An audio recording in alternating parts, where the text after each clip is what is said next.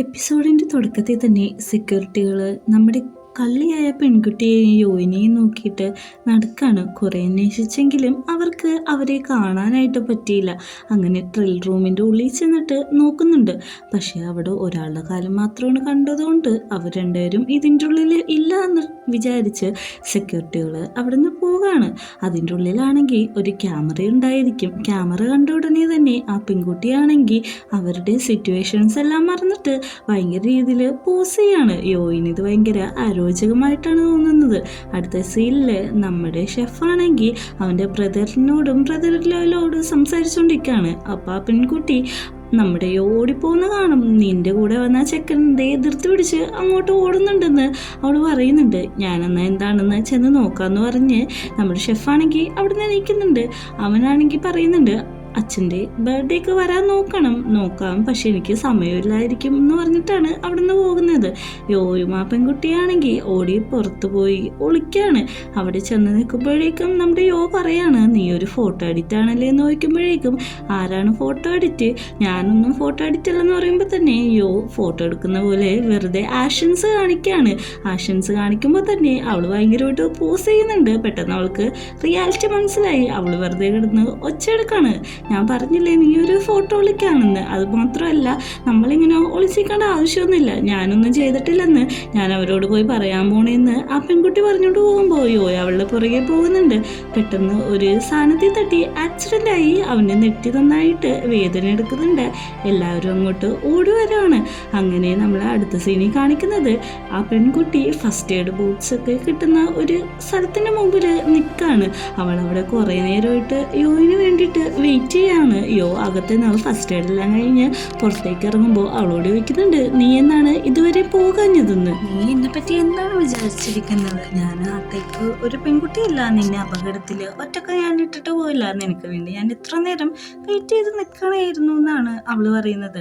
അപ്പോഴേക്കും അങ്ങോട്ടാണെങ്കിൽ ജോമു വരുന്നുണ്ട്. ജോമിന് കാണുന്ന പെൺകുട്ടി ജോമിൻ്റെ പേര് വിളിക്കുന്നുണ്ട്. യോക്ക് അത്ഭുതമാവുന്നുണ്ട്. ഇവൾക്ക് ഇവനെ എങ്ങനെ അറിയാമെന്ന്. ഇങ്ങനെ അറിയാമെന്ന് അവൻ ചോദിക്കുന്നുണ്ട്. ഇവളെനിക്കറിയാമെന്നാണ് പറയുന്നത്. അങ്ങനെ രണ്ടുപേരും കൂടി അവിടെ നിന്നിട്ട് എന്താണ് നടന്നതെന്നുള്ള എക്സ്പ്ലനേഷനും കാര്യങ്ങളും കൊടുക്കാണ്. ഈ പെൺകുട്ടി പറയുന്നുണ്ട്, നിങ്ങൾ രണ്ടുപേരും എന്ത് റിലേഷൻഷിപ്പിലാണെന്ന്. ഞങ്ങൾ ബ്രദേഴ്സ് ആണെന്ന് മാത്രമാണ് പറയുന്നത്. അങ്ങനെ ഇതെല്ലാം കഴിഞ്ഞ് ഷോപ്പിൽ ചെന്ന് അവർ കാര്യങ്ങളെല്ലാം പറഞ്ഞ് മനസ്സിലാക്കുന്നുണ്ട്. അപ്പം ആ പെൺകുട്ടിയുടെ അമ്മ അങ്ങോട്ട് വരാണ്. പറയുന്നുണ്ട്, ഈ ഒരു ക്രിട്ടിക്കൽ സ്ഥലത്തുനിന്ന് രക്ഷപ്പെടുത്തിയതിന് നന്ദി. ഇവളാണെങ്കിൽ വെറുതെ കിടന്നോടി ഇല്ലാത്ത പ്രശ്നം വലിച്ചു വെച്ചതാണെന്നൊക്കെ പറയുന്നുണ്ട്. യോയും ഇതെല്ലാം കേട്ടുകൊണ്ടിരിക്കുന്നുണ്ട്. നമ്മുടെ ജോമിനോടാണെങ്കിൽ ഭയങ്കര നല്ല രീതിക്കാണ് ആ ആൻറ്റി പെരുമാറുന്നത്. ഉച്ചക്ക് ഫുഡ് കഴിക്കാൻ ഒരുമിച്ച് പോകാമെന്ന് പറയുമ്പോൾ ജോമാണെങ്കിൽ അത് നിരസിക്കുന്നുണ്ട്. അങ്ങനെ രണ്ടുപേരും കൂടി അവിടുത്തെ കാര്യങ്ങളെല്ലാം സെറ്റിൽഡ് ആക്കിയിട്ട് പുറത്തേക്ക് ഇറങ്ങാണ്. നമ്മുടെ ജോമിനോട് ചോദിക്കുന്നുണ്ട്, ആ പെൺകുട്ടിക്ക് നിങ്ങളെ ഇഷ്ടമാണല്ലോ, ആളുടെ അമ്മക്ക് നിങ്ങളെ ഇഷ്ടമാണല്ലോ എന്നൊക്കെ കുത്തി ചോദിക്കുകയാണ്.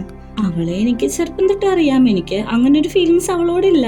അവളുടെ അമ്മക്ക് നിന്നെ ഒരു മരുമകനാക്കണമെന്ന് ഉണ്ട് എന്നുള്ള കാര്യങ്ങളൊക്കെയാണ് പറഞ്ഞുകൊണ്ടിരിക്കുന്നത്.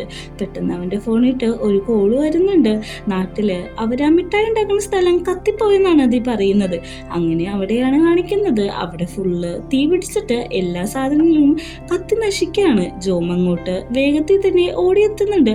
അവിടെ എത്തുമ്പോൾ ഇതെല്ലാമാണ് കാണുന്നത്. അവനോട് അവിടെയുള്ള ഒരു ആൻറ്റി വന്നിട്ട് പറയുന്നുണ്ട്, ഇതെല്ലാം എൻ്റെ തെറ്റാണ്, ഞാൻ ഇന്ന് അധികം ശ്രദ്ധിച്ചില്ല, ഞാൻ അങ്ങോട്ട് മാറിയോണ്ടാണ് ഇതെല്ലാം നടന്നത്. ബാങ്കോക്കിൽ നിന്ന് വന്ന ആൾക്കാരാണ് ഇങ്ങനെയെല്ലാം കാണിച്ചത് എന്നൊക്കെയാണ് ആൻറ്റി പറയുന്നത്. ഓക്കെ, അത് ഞങ്ങൾ നോക്കിക്കോളാന്ന് പറയുന്നുണ്ട്. പെട്ടെന്ന് ഓട്ടോ വന്നിട്ട് പറയുന്നുണ്ട്, മുത്തശ്ശി ആ അങ്കിളുടെ വീട്ടിലിട്ട് ബഹളം ഉണ്ടാക്കാനായിട്ട് പോയിട്ടുണ്ട്. എല്ലാവരും ഓടി അങ്ങോട്ട് വരാൻ പറയുന്നുണ്ട്. എല്ലാവരും കൂടി ഓടി അങ്ങോട്ട് ചെല്ലുമ്പോഴേക്കും മുത്തശ്ശിയാണെങ്കിൽ അവിടെ ഒരു അങ്കിളുണ്ട്. ആ അങ്കിളുടെ അടുത്ത് വഴക്കുണ്ടാക്കാനായിട്ട് ചെല്ലാണ്. നമ്മുടെ ജോമും ഓയൊക്കെ അങ്ങോട്ട് ഓടിയെത്തിയിട്ടുണ്ട്. അങ്കിളുടെ അടുത്ത് എത്തിയിട്ട് ചോദിക്കുന്നുണ്ട്, നീയാണിതെല്ലാം ചെയ്തതെന്ന് ഞങ്ങൾക്കറിയാം, കാരണം ഇതേപോലത്തെ തൊട്ടിപ്പരിപാടി വേറെ ആരും കാണിക്കത്തില്ല. നിനക്കടുത്ത ഷെഫാണെങ്കിൽ നീ ഇങ്ങനെയൊക്കെയാണോ ചെയ്യേണ്ടത്? ഇതൊക്കെ ശരിയാണെന്ന് തോന്നുന്നുണ്ടോ എന്നാണ് മുത്തശ്ശി ചോദിക്കുന്നത്. ഞാനാണ് ഇങ്ങനെയൊക്കെ ചെയ്തതെന്ന് നിങ്ങൾക്ക് ഇങ്ങനെ അറിയാം, എന്തെങ്കിലും തെളിവുണ്ടോ എന്ന് ചോദിക്കുന്നുണ്ട്. നീ അല്ലാതെ വേറെ ആരും ഇങ്ങനെ ചെയ്യില്ല, ഞങ്ങൾക്ക് ഉറപ്പാണെന്ന് പറഞ്ഞിട്ട് ഒരു ചെക്കനെ കിട്ടിയിട്ട് അങ്ങോട്ട് വലിച്ചുകൊണ്ട് വരുന്നതാണ്. അവൻ അവനെ മുത്തശ്ശി നല്ലപോലെ ഇടിക്കുന്നുണ്ട്. അവൻ്റെ ഫോണിൽ നിന്ന് അവൻ്റെ തന്നെ ഫോൺ എടുത്തിട്ട് അതിലെ എവിഡൻസ് നോക്കാണ്. അവൻ കൊടുക്കില്ല എന്ന് പറഞ്ഞ് ഹെസിറ്റേറ്റ് ചെയ്യുന്നുണ്ടെങ്കിലും അവൻ്റെ കയ്യിൽ നിന്ന് തല്ലി പിടിച്ചാണ് മുത്തശ്ശി അത് വാങ്ങിച്ചെടുക്കുന്നത്. അങ്ങനെ ആ ഫോൺ എടുത്തിട്ട് അതിൽ വാട്സപ്പും കാര്യങ്ങളൊക്കെ ചെക്ക് ചെയ്യുമ്പോൾ അതിൽ കുറേ മണ്ണെണ്ണയുടെ ഫോട്ടോ, പിന്നെ അവൻ അവിടെ നിന്ന് എടുത്ത് കുറച്ച് സെൽഫി കാര്യങ്ങളൊക്കെ കാണുന്നുണ്ട്. ഇതിലൂടെ അവൻ തന്നെയാണ് ഇതെല്ലാം ചെയ്തതെന്നുള്ള കാര്യം എല്ലാവർക്കും വ്യക്തമാകുകയാണ്. എന്നിട്ട് ആ വില്ലൻ നമ്മുടെ ആ അങ്കിളുടെ അടുത്തേക്ക് ഓടി വന്നിട്ട് ബോസ് എന്നെ രക്ഷിക്കാൻ പറയുന്നു. ആരാണ് നിന്റെ ബോസ്, ഇങ്ങോട്ട് ഓടിപ്പോടാന്ന് പറഞ്ഞിട്ട് അവനെ വിരട്ടി വിടാണ്. എല്ലാവരും അതിൻ്റെ ഉള്ളിലേക്ക് കയറാനായിട്ട് ഓടുമ്പോൾ അങ്കിൾ പറയുന്നുണ്ട്, ഇതെൻ്റെ പ്രൈവറ്റ് പ്രോപ്പർട്ടിയാണ്, ഇതിൻ്റെ ഉള്ളിൽ കയറിയാൽ ഞാൻ എല്ലാവരെയും വെടിവെച്ചിടുമെന്ന് പറയാണ്. ഇനി നിങ്ങൾ പോവാനൊക്കെ പറയുന്നുണ്ട്. എല്ലാവരും അവിടെ നിന്ന് തിരിച്ച് പോകുന്നുണ്ട്. നമ്മുടെ ജോമാണെങ്കിൽ പറയുന്നുണ്ട്, മുത്തശ്ശി ഒന്ന് സമാധാനിക്കുക, എല്ലാവർക്കും മനസ്സിലായല്ലോ അങ്കിൾ തന്നെയാണ് ഇതൊക്കെ ചെയ്തതെന്ന്. പിന്നെ മുത്തശ്ശി ഇങ്ങനെ ദേഷ്യപ്പെടുകയൊന്നും വേണ്ട എന്ന് പറയാണ്. ഒന്ന് സിറ്റുവേഷൻ ഇതാക്കാൻ വേണ്ടി ചോദിക്കുന്നുണ്ട്. ആരാണ് അയാൾ നോക്കുമ്പോൾ അയാൾ ഇവനെ പോലെ ഇവിടുത്തെ പ്രസിഡന്റ് ആയിരുന്ന ആളാണ്. ഇപ്പം അയാൾക്ക് വോട്ട് കിട്ടാൻ വേണ്ടിയിട്ട് നമ്മുടെ ജോമിനെ കരുവാരിത്തേക്കാൻ വേണ്ടിയിട്ടാണ് ഇങ്ങനെ ഓരോ കാര്യങ്ങളൊക്കെ ചെയ്തേക്കുന്നതെന്നൊക്കെയാണ് പറയുന്നത്. അപ്പോൾ മുത്തശ്ശി പറയുന്നുണ്ട്, നമുക്കിതിൽ എന്തെങ്കിലുമൊക്കെ ചെയ്യണം, കാരണം ജോമിന് വേണ്ടിയിട്ട് നമുക്ക് എന്തെങ്കിലും ചെയ്തേ പറ്റത്തുള്ളൂ എന്ന് പറയുന്നുണ്ട്. യോയാണെങ്കിൽ പറയുന്നുണ്ട്, ഞാൻ എൻ്റെ സ്കൂൾ യൂണിഫോമൊക്കെ മേടിച്ചല്ലോ. ആ മുത്തശ്ശി അത് ഇട്ട് കാണുന്നുണ്ടോ എന്ന് ചോദിക്കുന്നുണ്ട്. അത് നല്ലൊരു ഐഡിയ ആണ്, നമുക്ക് ഇപ്പം തന്നെ ഇട്ട് കാണാം, കാരണം സമയം പോകണമല്ലോ, നമ്മൾ ഇത് തന്നെ ആലോചിച്ചുകൊണ്ടിരിക്കണ്ട, നീ ക്യൂട്ടസ്റ്റ് ആയിട്ടുള്ള ഒരു ചൈൽഡാണെന്ന് പറയുന്നുണ്ട്. അടുത്ത സീനില് പിള്ളേരെല്ലാവരും കൂടി ഭയങ്കരമായിട്ട് നിൽക്കാണ്. അടുത്തതായിട്ട് നിങ്ങളെ ഞങ്ങൾ കാണിക്കാൻ പോകുന്നത് ഒരു സുന്ദരനായിട്ടുള്ള ചെക്കനാണെന്നൊക്കെ പറഞ്ഞിട്ട് ഭയങ്കര ബിൽഡപ്പിട്ടാണ് സംസാരിക്കുന്നത്. എല്ലാവരും ഭയങ്കര ആകാംക്ഷയോടെയാണ് നോക്കി നിൽക്കുന്നത്. അങ്ങനെ നോക്കി നിൽക്കുമ്പോഴാണ് അങ്ങോട്ട് നമ്മുടെ യോ കടന്നു വരുന്നത്. യോ ആ ഡ്രസ്സില് നല്ല രീതിക്ക് സുന്ദരനായി തന്നെയാണ് നിൽക്കുന്നത്. എല്ലാവരും അവനെ കണ്ട് കൈയടിക്കുന്നുണ്ട്. പക്ഷെ മുത്തശ്ശി എന്ന് പറയുന്നുണ്ട്, ഇവൻ എന്തോ ഒരു കുറവുണ്ടെന്ന്. എല്ലാവരും നോക്കുന്നുണ്ട്, പക്ഷെ എന്താണ് ആ കുറവെന്ന് ആർക്കും പെട്ടെന്ന് മനസ്സിലാവുന്നില്ല. എല്ലാവരും അതുകൊണ്ട് തന്നെ അവനെ സൂക്ഷ്മതയോടെ തന്നെ നോക്കാണ്.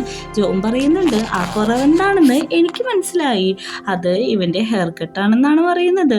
നമ്മളെ ഓയിനെ പിടിച്ചെടുത്തിട്ട് ജോം ഹെയർ കട്ട് ചെയ്യാൻ പോവാണ്. നന്നായിട്ട് ചെയ്യണം, അല്ലെങ്കിൽ നിന്നെ കാണാൻ പുറത്തുനിന്ന് ഒരാളെ പോലെ ഉണ്ടാവും എന്ന് പറയുന്നുണ്ട്. ബാക്കി കുട്ടികളും കളിയാക്കുന്നുണ്ട്. സ്കൂൾ വർക്കാൻ പോണല്ലേ, നിനക്കും ചെയ്യണ്ടേന്ന് ചോദിക്കുമ്പോഴേക്കും അവരവിടുന്ന് ഞങ്ങൾക്കൊന്നും ചെയ്യണ്ടെന്ന് പറഞ്ഞു ഓടിപ്പോവാണ്. അങ്ങനെ ഹെയർ കട്ട് ചെയ്യാൻ അവിടെ ഇരിക്കുന്നുണ്ട്. നമ്മുടെ ജോമാണെങ്കിൽ മുടി കോമ്പ് ചെയ്യുമ്പോൾ യോൻ്റെ കണ്ണിൽ എന്തോ വീണ പോലെ തോന്നും. അത് നോക്കാനായിട്ട് യോൻ്റെ കണ്ണിൽ കുറച്ച് ക്ലോസ് ആയിട്ട് ജോമു പോയി നിൽക്കുന്നുണ്ട്. ഓക്കെ അല്ലേ, നീ പേടിക്കണ്ട, എന്തെങ്കിലും ഉണ്ടെങ്കിൽ നീ എന്നോട് പറഞ്ഞാൽ മതി എന്നാണ് പറയുന്നത്.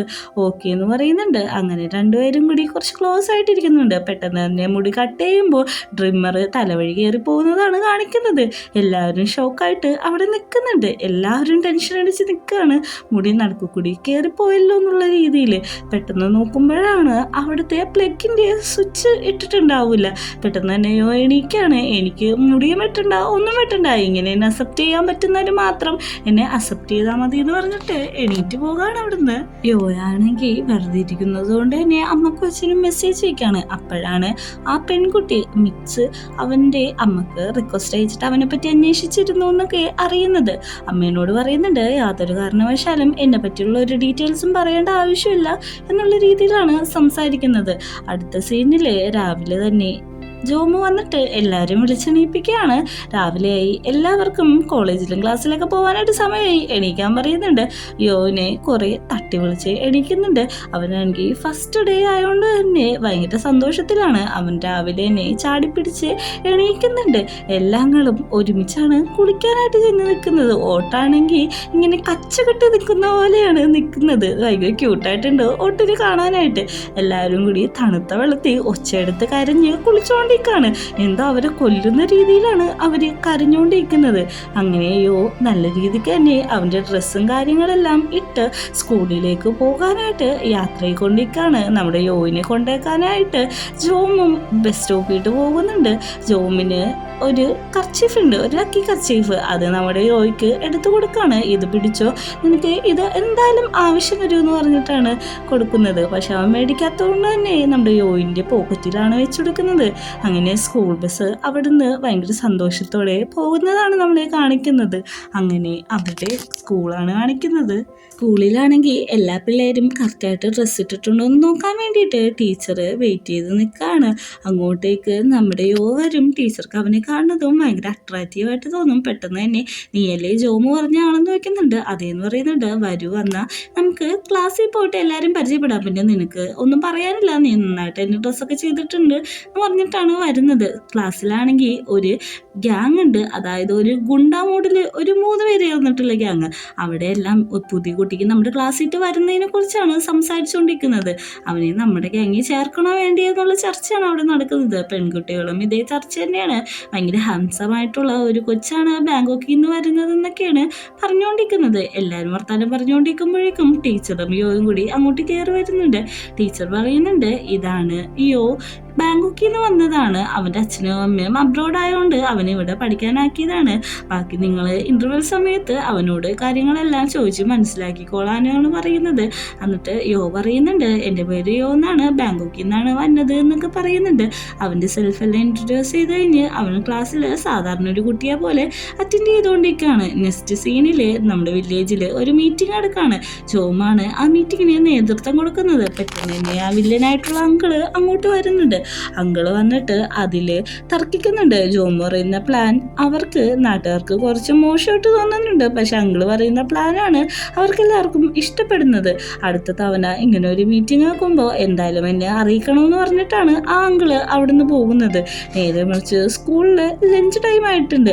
എല്ലാവരും വെയിറ്റ് ചെയ്ത് പുറത്ത് നിൽക്കുകയാണ് നമ്മുടെ യോയിനോട് സംസാരിക്കാൻ വേണ്ടിയിട്ട്. അങ്ങോട്ടേക്ക് ഒരു പെൺകുട്ടി ഓടി വന്നിട്ട് ചോദിക്കുന്നുണ്ട്, എൻ്റെ കൂട്ടുകാരത്തെയാണ് അത്, അവൾക്ക് ലൈനടി കൊടുക്കാൻ നമ്പർ തരാമോ എന്ന് ചോദിക്കുമ്പോഴേക്കും നമ്മുടെ യോ ആലോചിക്കുകയാണ്. ജോമു പറഞ്ഞിട്ടുണ്ട് ആർക്കും നിൻ്റെ കോണ്ടാക്ട്സും കാര്യങ്ങളൊന്നും കൊടുക്കരുതെന്ന്. ആ പെൺകുട്ടീനോട് പറയുന്നുണ്ട്, എനിക്ക് ലൈൻ ഐ ഡി ഇല്ല എന്ന് പറയുമ്പോൾ എന്താണ് ഞങ്ങൾ ഇഷ്ടപ്പെടാത്തതുകൊണ്ടാണോ എന്ന് നോക്കുമ്പോൾ അല്ല, എനിക്ക് സോഷ്യൽ മീഡിയയിൽ അഡിക്റ്റ് ഉണ്ട്, അതുകൊണ്ട് എൻ്റെ പാരൻസ് അത് വിലക്കിയിരിക്കുക എന്നാണ് പറയുന്നത്. അങ്ങനെ ആ കൂട്ടുകാരത്തിനോട് പോയി പറയുമ്പോൾ കൂട്ടുകാരത്തി ഇവള് കള്ളം പറയുക എന്ന് വിചാരിച്ചിട്ട് ഞാൻ തന്നെ പോയി ചോദിച്ചോളാം, ഞാൻ ചോദിച്ചാൽ അവനെന്തായാലും എനിക്ക് തരാതിരിക്കില്ല എന്ന് പറയുന്നുണ്ട്. അങ്ങനെ അടുത്ത സീനിൽ കാണിക്കുന്നത് യോ ആണെങ്കിൽ ക്യാൻറ്റീനിലിരുന്ന് ലിഞ്ച് വെച്ചുകൊണ്ടിരിക്കുകയാണ്. ആ 3 ഗ്യാങ് അങ്ങോട്ട് വരുന്നുണ്ട്. ഇവനോട് ഭയങ്കരമായിട്ട് തട്ടിക്കയറാണ്. കാരണം അവിടുത്തെ പെൺപിള്ളേർക്ക് എല്ലാവർക്കും ഇവനെ ഭയങ്കര ഇഷ്ടപ്പെട്ടല്ലോ. അതുകൊണ്ട് തന്നെ ഇവന്മാർ വന്നിട്ട് വെറുതെ അവനോട് ദേഷ്യപ്പെട്ടുകൊണ്ടിരിക്കുകയാണ്. ഇത് ഞങ്ങളുടെ സീറ്റാണ് നോക്കുമ്പോൾ നിങ്ങളുടെ സീറ്റാണെന്ന് ഇവിടെ ലേബലൊന്നും ഇല്ലല്ലോ എന്നാണ് നമ്മുടെ യോ ചോദിക്കുന്നത്. പിന്നെ വിചാരിക്കുന്നുണ്ട് വെറുതെ ഒരു വഴക്കിന് നിൽക്കണ്ട, നമുക്ക് ജോമു പറഞ്ഞ പോലെ കേൾക്കാന്നുള്ള കാര്യങ്ങളൊക്കെ. ജോമു പറഞ്ഞിട്ടുണ്ടായിരുന്നു ആരോടും തല്ലു പിടിക്കരുത് എന്നുള്ളതൊക്കെ. അങ്ങനെ അവരോട് തല്ലു പിടിക്കാതെ പോകുമ്പോഴും അവർ തടയാണ്. അങ്ങനെ അങ്ങ് പോകാൻ പറ്റില്ല എന്ന് പറയുമ്പോൾ ബെഞ്ചിൽ കൂടി ഇറങ്ങി ഭയങ്കര മാസമായിട്ടാണ് യോ പോകുന്നത്. അവിടേക്കൊന്ന് പെൺപിള്ളേരെല്ലാം കൈയടിക്കുന്നുണ്ട്. അങ്ങനെ ക്ലാസ് കഴിഞ്ഞ് തിരിച്ചു പോകുമ്പോഴേക്കും ഈ 3 ചെക്കന്മാരാണെങ്കിൽ നമ്മുടെ യോയിൻ്റെ അടുത്ത് വരികയാണ്. അങ്ങനെ അങ്ങ് പോകാൻ പറ്റുമോ, ഞങ്ങളങ്ങ് കളിയാക്കിയിട്ട് നീ സിമ്പിളായിട്ട് പോകുമെന്നാണോ വിചാരിക്കുന്നതെന്ന് ചോദിക്കുന്നുണ്ട്. നമ്മുടെ യോയിൻ്റെ പോക്കറ്റിൽ ജോമു വെച്ച കർച്ചീഫ് അവർ കാണുന്നുണ്ട്. നീ ഒരു കർച്ചീഫ് ബോയാന്നൊക്കെ പറഞ്ഞിട്ട് ഭയങ്കരമായിട്ട് അവനെ അവിടെ ഇട്ടങ്ങ് ഇൻസൾട്ട് ചെയ്യാണ്. ആ കർച്ചീഫ് ആ കൂട്ടത്തിൽ ഒരു കുട്ടി എടുക്കുന്നുണ്ട്. എന്നിട്ട് മനഃപൂർവ്വം തന്നെ താഴത്തേക്ക് ഇടാണ്. യോയിന് ഇത് കണ്ടിട്ട് നല്ല രീതിക്ക് തന്നെ ദേഷ്യം വരുന്നുണ്ട്. താഴെ ഇടാൻ മാത്രമല്ല അത് ചവിട്ടി ഞെരിക്കുകയാണ് ചെയ്യുന്നത്. ഇതും കൂടി കാണുന്ന യോയ്ക്ക് നല്ല രീതിക്ക് ദേഷ്യം വരുന്നുണ്ട്. അവിടെ ഒരു ഫൈറ്റ് തന്നെയാണ് നടക്കുന്നത്. എല്ലാവരെയും നമ്മുടെ യോ എടുത്തിട്ട് തല്ലുന്നുണ്ട്. ടീച്ചർ ഇത് കണ്ടുകൊണ്ട് ഓടി വരാണ്. നിർത്താനായിട്ട് ടീച്ചർ ഒച്ചെടുത്ത് പറയുന്നുണ്ട്. അടുത്ത സീനിൽ കാണിക്കുന്നത് വീട്ടിലാണെങ്കിൽ മുത്തശ്ശി ഭയങ്കര രീതിയിൽ ഡാൻസ് കളിച്ചുകൊണ്ടിരിക്കുകയാണ്. എനിക്ക് ദേഷ്യമെല്ലാം കുറക്കാൻ വേണ്ടിയിട്ടാണ് ഞാൻ ഈ ഡാൻസ് കളിക്കുന്നതെന്നാണ് മുത്തശ്ശി പറയുന്നത്. ആ അങ്കിൾ അങ്ങനെയൊക്കെ ചെയ്തത് മുത്തശ്ശിക്ക് ഒട്ടും ഇഷ്ടപ്പെട്ടിട്ടില്ല. പെട്ടെന്ന് തന്നെ നമ്മുടെ ജോമിൻ്റെ ഫോണിൽ ഒരു കോൾ വരും. ഇങ്ങോട്ട് വേഗം വരാൻ പറഞ്ഞിട്ട് സ്കൂളിൽ നിന്ന് ടീച്ചറാണ്. അവിടേക്ക് നമ്മുടെ ജോം എത്തുമ്പോൾ ജോമിൻ്റെ പാരൻറ്റ് എത്തിയിട്ടുണ്ട്. ഇനി ഞാൻ സംസാരിച്ചു തുടങ്ങാം, ഇവൻ വെറുതെ പ്രശ്നം ഉണ്ടാക്കുന്നതെന്ന് പറയുന്നുണ്ട്. അങ്ങനെയാണെങ്കിൽ എന്നെ പറഞ്ഞു വിട്ടേക്ക്, ഞാൻ പോകാമെന്ന് പറയുമ്പോൾ ആദ്യത്തെ ദിവസം തന്നെ ഇങ്ങനെ ഒരു ചെറിയ പ്രശ്നം ഉണ്ടാക്കിയതിന് ഞാൻ എന്തിനാണ് നിന്നെ പറഞ്ഞു വിടുന്നതെന്നാണ് ടീച്ചർ ചോദിക്കുന്നത്. നീ മര്യാദക്ക് നല്ല കുട്ടിയായിട്ട് ഇരിക്കണമെന്ന് പറഞ്ഞിട്ട് വീട്ടിട്ട് വരുന്നുണ്ട്. ഇതെല്ലാം കാണുന്ന ജോമിന് നല്ല രീതിക്ക് ദേഷ്യമാവുന്നുണ്ട്. അങ്ങനെ ഒന്നും മിണ്ടാതെ അവിടുന്ന് നമ്മുടെ യോ ഇറങ്ങി പോവാണ്. യോയിനെ കുറേ വിളിക്കുന്നുണ്ട്, നീ അവിടെ നിൽക്ക്, ഞാൻ പറയുന്നത് ഒന്ന് കേൾക്കുന്നുള്ള രീതിയിൽ. പെട്ടെന്ന് തന്നെ ഇവരൊന്നും മിണ്ടാതെ അവിടെ പോയി നോക്കാണ്. കർച്ചീഫ് തപ്പിയെടുക്കാണ്. നേരത്തെ ആ ഫൈറ്റിൽ താഴെ വീണിട്ടുണ്ടല്ലോ. അങ്ങനെ അവൻ ആ കർച്ചീഫ് അവിടെ ഒരു ചെടികൾക്കിടയിൽ നിന്ന് കണ്ടെടുക്കുന്നുണ്ട്. അങ്ങനെ അവൻ എടുക്കുമ്പോഴേക്കും ജോമ്പ് പുറകിന്ന് പറയുന്നുണ്ട്, നീ എന്തിനാണ് ഇവിടേക്ക് ഈ കർച്ചീഫ് കൊണ്ടിട്ടേന്ന് നോക്കുമ്പോഴേക്കും ഫൈറ്റിൻ്റെ ഇടയിൽ പോയതാണ്. പിന്നെ ഒരു കാര്യമുണ്ട്, ഇങ്ങനത്തെ ഇമ്പോർട്ടൻ്റ് ആയിട്ടുള്ള കാര്യം നീ എനിക്ക് ഇനി തരരുത്, എനിക്കത് കാത്തു സൂക്ഷിക്കാൻ ഇനി വയ്യ, അതിൻ്റെ പേരിൽ അടിയുണ്ടാക്കാനും വയ്യ എന്ന് പറയുന്നുണ്ട്. അപ്പോഴാണ് ജോമിന് കാര്യങ്ങളെല്ലാം മനസ്സിലാക്കുന്നത്. ജോമ് പറയുന്നുണ്ട്, നീ ഞാൻ തന്ന കർച്ചീഫിന് ഇത്രമാത്രം വാല്യൂ കൊടുത്തില്ലേ, എനിക്ക് സന്തോഷമുണ്ടെന്ന് പറയുന്നുണ്ട്. ഇനി എനിക്ക് ഇത്ര വാല്യൂ ഉള്ള സാധനങ്ങളൊന്നും തരരുതെന്ന് പറഞ്ഞു ഒരു കള്ളച്ചിരിയോടെയാണ് യോയോടന്ന് പോകുന്നത്. ഇത് കണ്ട് ജോമിൻ ചിരിക്കുന്നുണ്ട്. ഈ സീൻ കാണിച്ചിട്ടാണ് എപ്പിസോഡ് അവസാനിക്കുന്നത്.